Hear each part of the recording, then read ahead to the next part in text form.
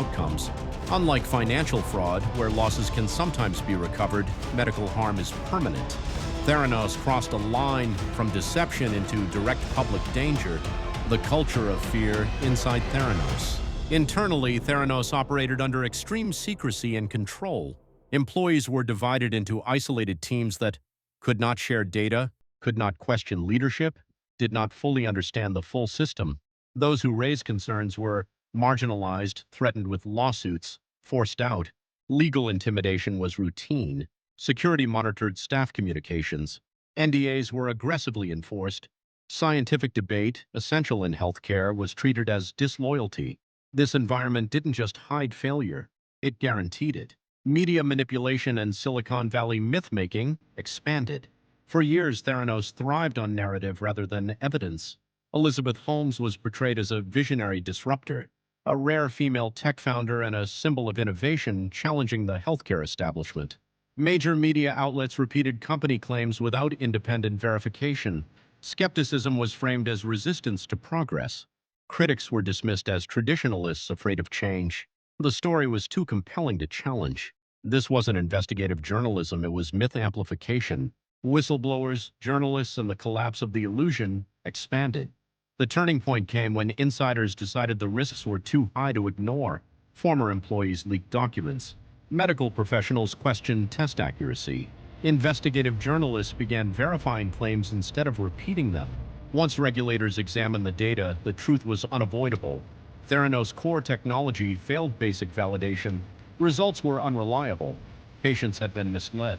Partnerships collapsed. Retail testing sites shut down. The company's secrecy became evidence of fraud. Belief gave way to scrutiny, and the illusion collapsed quickly. Collapse, charges, and accountability expanded.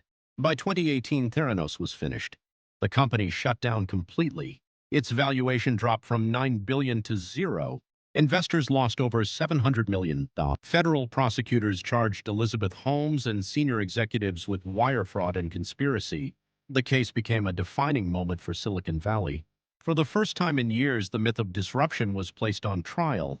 This wasn't about ambition, it was about deception. Why the Theranos scandal still matters expanded.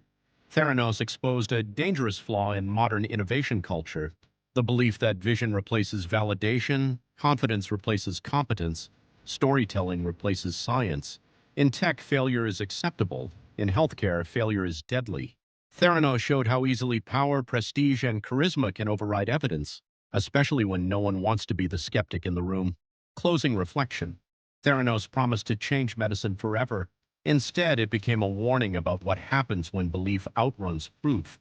Innovation without accountability isn't progress, it's risk disguised as genius. And when stories matter more than science, the consequences aren't just financial, they're human. What you've just watched wasn't just a story about money. It was a story about trust, power, and what happens when deception goes unchecked. And this was only one chapter in our 5-part documentary series on the most shocking economic frauds of the century. If this episode made you think, question, or see the financial world differently, subscribe to the channel and share this video with others. It helps more people understand how these frauds happen and how they can be avoided. The next episode in this series will expose another case, another scheme that fooled millions and left devastating consequences behind. So make sure you turn on notifications and watch out for the next video in the series, because the next fraud we uncover may be even more shocking than this one. See you in the next episode.